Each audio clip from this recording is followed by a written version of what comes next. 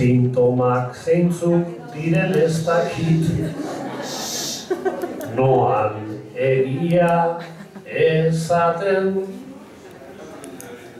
baina aspaldian asko entzuten dut, katea ez baita eten, positiboa eman ezkero, txerto bat dute ematen, familia ere aztertzen dute, gero zer ekar dezaken, nik bada espada prebentzioagatik, patatarik ez dut jaten.